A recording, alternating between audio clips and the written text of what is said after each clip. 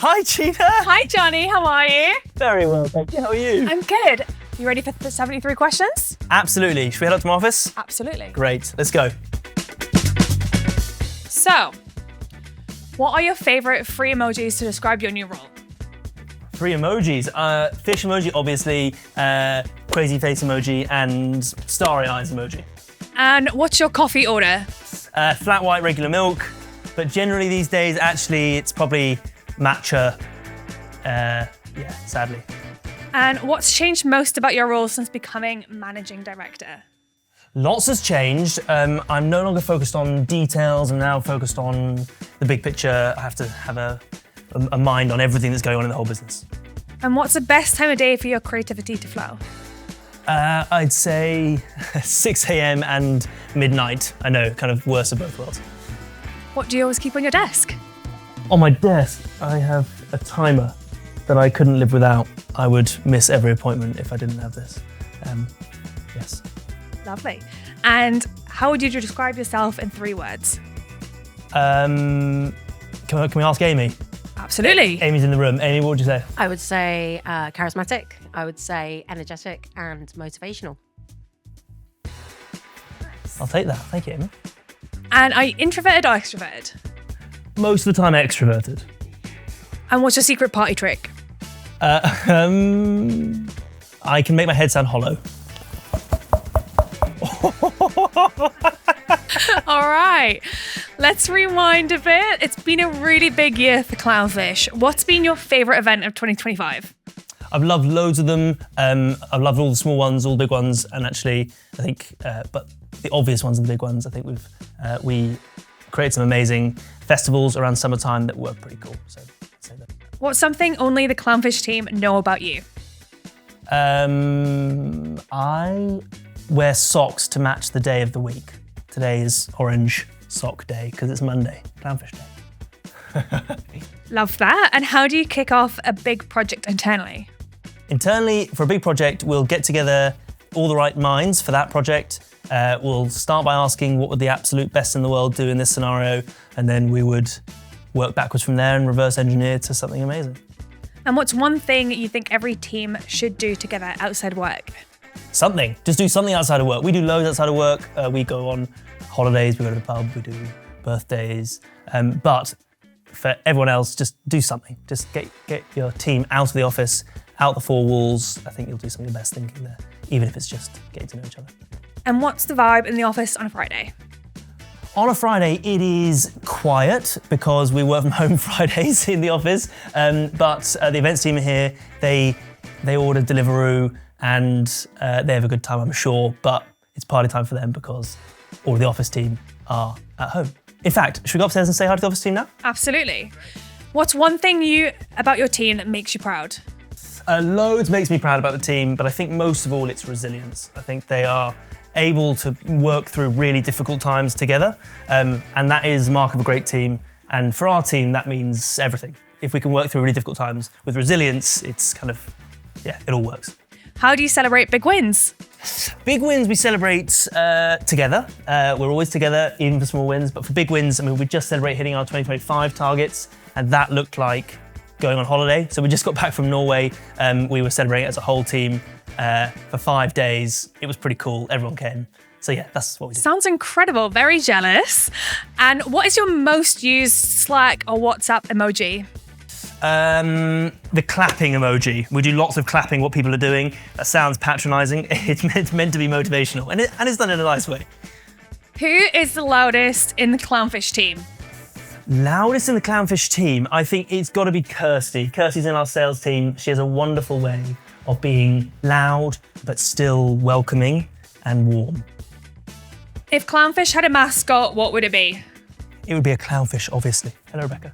Hello. You doing? It would be a clownfish, obviously. And in fact, we have a picture. Perfect. Nathan Falk's wearing the clownfish costume at the CN Agency Awards. That should be our permanent mascot. I absolutely loved seeing that costume. It was so fun. Good. Sorry, keep going, please. What is your biggest ambition for Clownfish in 2026? 2026 is growth, definitely. Hi, John. How you doing? Hello. How you doing? 2026 is growth. whilst also maintaining our culture. So it's also growing at a pace and in a way that allows us to still have smiles on our faces, still look after what makes Clownfish, whilst utilising all of this amazing stuff that we've built. So yeah, I'm gonna sit here. Absolutely, that's so incredible. It's so lovely to be in the zone, the creative zone in this office. Let's talk trends, challenges, and those light bulb moments. What's one event trend you wish would disappear? Spending massive budgets on alcohol. I think if you listened to your attendees, to your guests, you might find out they don't care that much about the alcohol at the event. Actually, lots of them would regret you spending that much anyway, so why not reallocate that to something a bit more fun? So true. What's one misconception about technical production you'd love to clear up? You're not comparing apples with apples. Everyone has, lots of companies have the best equipment, but the truth is it's only as good as the team operating it. And if you have a team that are able to manage difficult situations well, that's how you end up with a flawless event. And what's been the biggest challenge as managing director so far? For me personally, it's been getting my head out of the detail. I mean, I was in the sales team and so was very focused on sales targets and sales details, but now I have to take a step back and look at the whole team and be focused on not just what's happening in the office, but also what's happening in the events team, the warehouse and operations. So yeah, getting my head out of the detail into the big picture. And what's one wild idea you've pitched that's actually happened? I'm looking at my team for inspiration. Let's have ponies walking around the event. Love, absolutely love that. So if you had a whole £1 million event budget and absolutely no brief, what would you create? Wow. I love cinema and I love creating experiences that are genuinely convincing and immersive. So I think I would love to find a blank canvas space and create something that was completely in every sensory way an exact replica of a certain scene or country or place and take people there, something that meant something to that group of people and make it very convincing that they are actually there. I'd love that. And what's the most unique venue you've ever worked in? We've worked with lots of amazing venues but I think the ones that are the most unique are the ones that are not meant to be venues, the ones that we've turned into a space that works perfectly for the event. We once did a launch of a boat in a massive hangar. That was exceptional, and we made it look amazing. Sounds like a real wow moment. What's your go-to creative reset trick? Getting people moving. I think actually if you can get yourself moving, if you feel like you're in a creative meeting where nothing's quite clicking, get everyone to shake it off, just get everyone to stand and dance for a little bit. We play bin ball outside. We have this game where we get a football, do keepy uppies and then try and get it in the bin. It sounds ridiculous and sounds like a waste of time. It's not, because once you come back from that, everyone's mind is whirring. In fact, should we move now? Okay, let's move. Come on, let's go to the warehouse. Absolutely. Great, let's go. Thanks, guys. What's the most challenging brief you've ever received? We've got lots of briefs. Obviously, we've seen everything, it feels like now, but for us, I think actually the ones that have no brief are often the most challenging, but the ones that we love the most. So we love it when a client says to us, we have no brief, we trust you to come up with something amazing. We love that because that gets us thriving. And what's the most overlooked detail that makes an event exceptional? I would say branding, actually. I'd say, I mean, that sounds cliche because we do lots of branding, but actually I'd say everyone's seen everything at an event these days. The thing that makes it really unique is making it exclusively yours and making it feel really bespoke. So if you can get branded elements in there that make it unquestionably your event, I think that makes the biggest difference. Yeah. And how do you keep your ideas fresh? Surround yourself with amazing people. I think creativity flows when you get like lots of amazing minds in the same room. One person has a limited number of ideas. I think if you get lots of people together, it feels unlimited to me. Creativity doesn't come from nowhere. I think if we rewind back to where it all began, yeah. Where was your first job? What was it? My first job was getting tea in an architecture studio. I was very good at it. Noted. Who gave you your first big break? My first big break was probably my headmaster at my junior school, who, despite all the advice from my teachers, didn't expel me. I think he probably should have actually, but that was a big break, gave me a second chance. That meant a lot to me at the time. Well, I'm very glad. What's been your proudest moment so far? So far, it has to be hitting targets. I think as a whole team collectively doing that and going away to celebrate in the way that we did in Norway was pretty cool. Doing that as a whole team and celebrating like that, it's always a proud moment for everyone. And what's been the biggest lesson you've learned the hard way?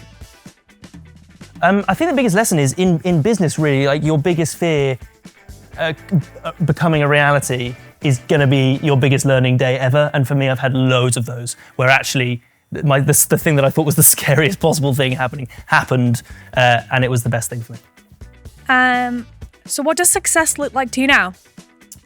Success now for us looks like growth without compromise of culture. I think actually what we've built here in these buildings and what we've built with our culture and the team that we've built and all of our values, if we can grow in the way that we hope to grow this year without losing that, that's success for us.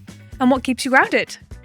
My team. We have a culture of honesty, and my team are brutally honest with me. They are candid to a degree of immense honesty. And my leadership team, the whole team actually, will tell me exactly how it is. And if they feel something isn't right, they'll tell me straight away, and that keeps you pretty grounded. That's so true. What advice would you give to your younger self? My younger self, be less judgmental, more curious, take time to hear ideas out and more curious, less judgmental. What's a moment in your career that made you cry, good or bad? Great question. I've cried lots of times in my career. I think it's those moments where I'm scared about things going wrong and they do. That gets me tearful. One time I ordered a bunch of t-shirts, the wrong size, and it felt like a huge mistake at the time. It was a big mistake, but that for me was a huge mistake that I learned loads from, and we get to learn from that. And now we have a team who have learned from that. What a perfect segue. Hello, Alfie. How you doing? Yeah. Alfie's amazing. He would never make that mistake, you see, because I've made the mistake for him. That's the idea. And what's something you're still learning? Loads. I'm always learning. I feel like I'm always iterating, always learning about how we can do business better, how we can do our operations better, our systems better. But personally, I'm always tweaking how I can get the most energy out of me for the team, for the company. And so constant iteration, constantly trying to work on me personally. What's your proudest decision since becoming MD? There are 5 of them. They are around this building. We've seen a few of them. Rebecca, Albie, Georgia, Cam, and Amy. Nearly forgot Amy. Hiring them has been something I'm really proud of, and watching them flourish in the next few years and beyond is going to be an exceptional highlight of my career. Well, we can't wait to see them all at Confex, which Absolutely. Is full of chaos, creativity, and hopefully lots of caffeine. Yes, of course. We all know we couldn't resist talking about it. What's the one thing you love about International Confex? Confex is so unique because it is loads of people in a room together, the whole industry all at once. It's like nothing else. You don't get to see that many people in an industry in one place very often. And so to do that is amazing. And actually you get to see faces of people you vaguely know from LinkedIn, people who you've worked on at events. And so to see that many people all at once, I personally love. Well, I can't wait to see you there. How's your approach to Confex evolved since Matt has stepped back? Very little. I mean, actually, it's the same thing for us. It's showing ourselves off. It's showing up with lots of energy, lots of smiles as a leader in the industry, as people who want to be at the forefront of creativity within the industry. So for us, it's very much the same. However, this year we are focusing on our being a partner for our clients in creative briefs that are event management rather than just a supplier of games or AV. So for us, it's bigger, more creative briefs, but same energy, same excitement for what is ultimately a big industry event. Totally agree. A more consultative approach. Yeah, absolutely. And what's one Confex moment you'll never forget?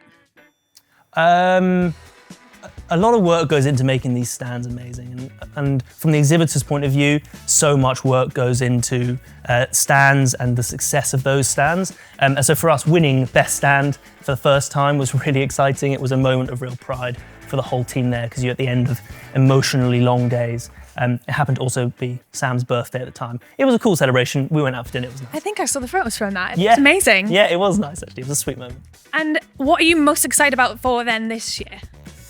This year, I'm just excited to see what other stands come up with, what other people within the industry come up with, and also I think actually most of all, just to say hi to our clients. To say hi to people who are struggling with something that you can solve is so gratifying. I love that about a trade show. Just time and time again, you get to speak to people who are struggling with something that you can help with.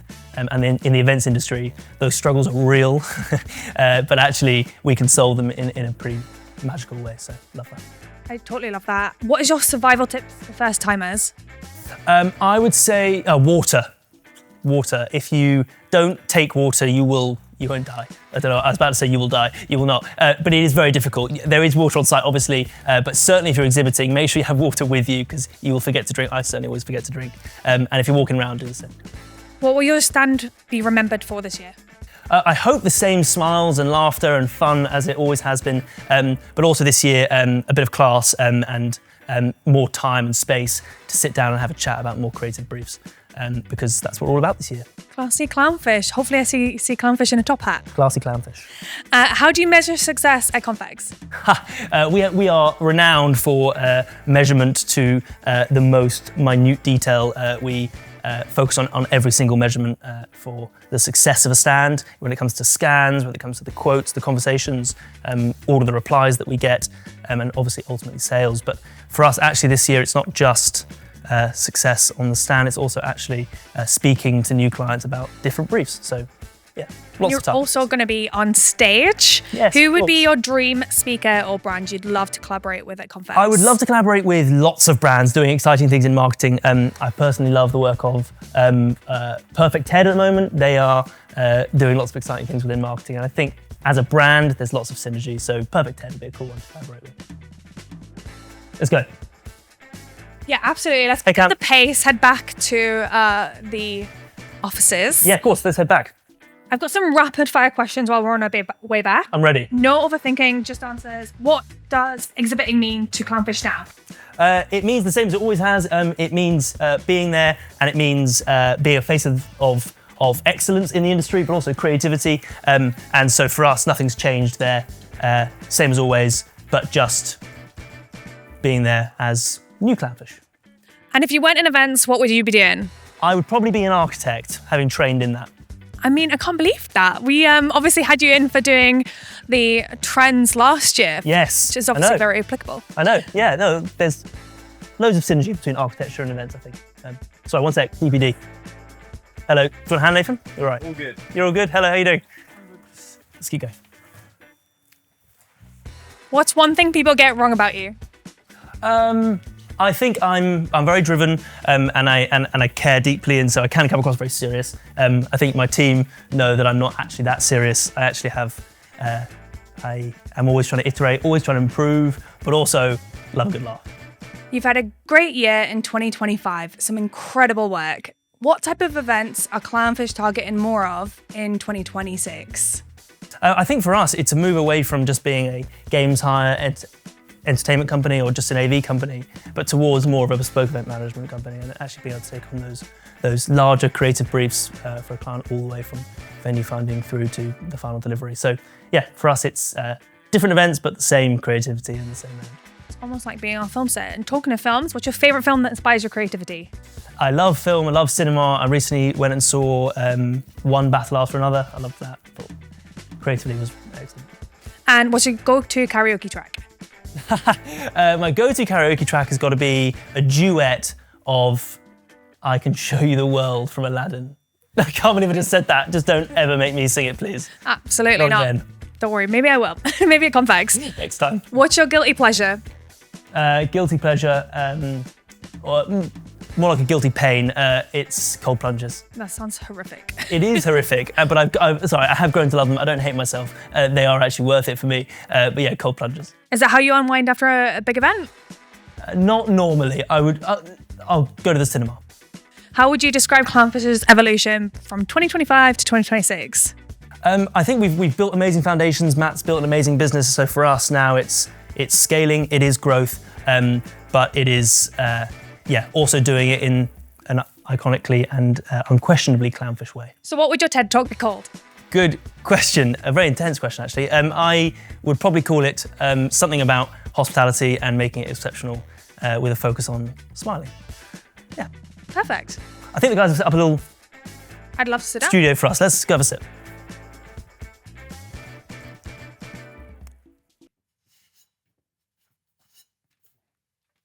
Oh, I hello. know. Deep breath. I know, that's fun. Exciting. Fun walk around. Absolutely. Thank you so much for kind of welcoming me here. Of course, always. I would love to chat more about like the vision and the values. Absolutely. So what's kind of something that you really want people to experience when they go to a Clownfish event? I think smiles and happiness and excitement and that kind of giddy, childish feeling you get when you see something really exciting is always what we've been about. But the truth is, as an event planner, I think for us, if we can achieve what the client's trying to achieve to an amazing level, so whatever brand they're trying to push, whatever message they are trying to push, if we can do that and amplify it massively, that's a success for us. And so how then do you want your leadership style to be remembered? My leadership style within the team, I think I want to be remembered as compassionate, kind, and energetic. And so therefore, what kind of one value would you not compromise on?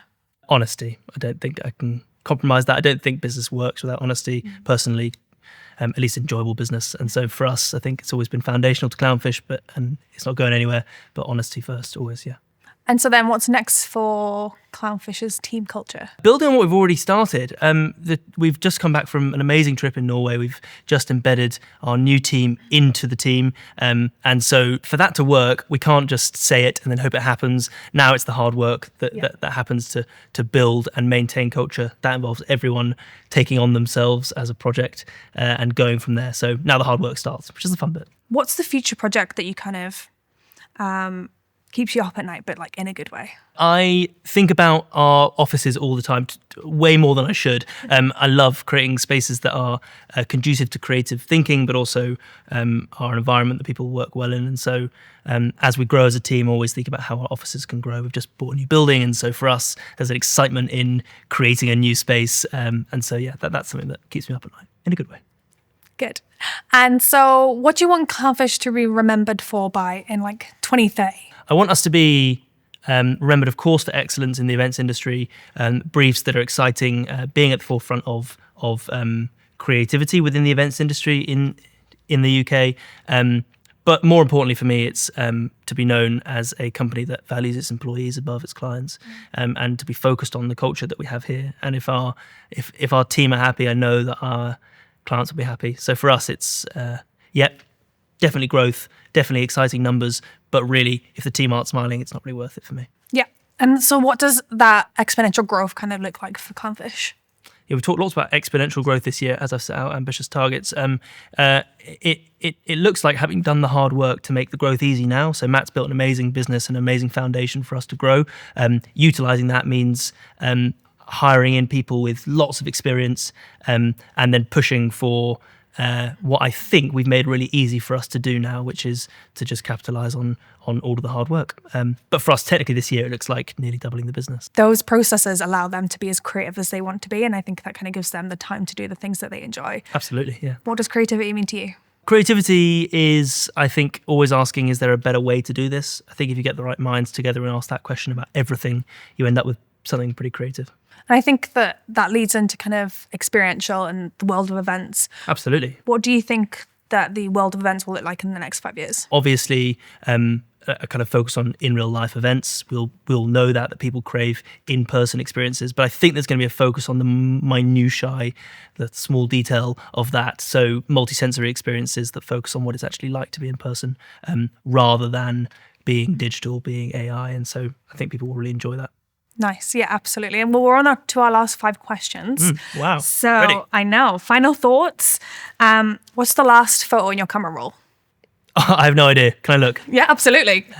It'll be a photo of maybe a building. No, it's my bag, my new bag. That matches your phone and your socks. and my Whoop band. Yes, I'm buying everything orange. I just bought a new bag that's orange because I love everything orange. I think that needs to rewind to the whole branding point that you made earlier. Clownfish through and through, of course, everything orange. And if you could have a dream dinner guest, dead or alive, who would it be? Can I say a fictional one? I'm going to say Absolutely. Ted Lasso. Lovely. I still need to watch it. Yeah, no, you should. It's brilliant. What's one thing you always forget to pack at Confex?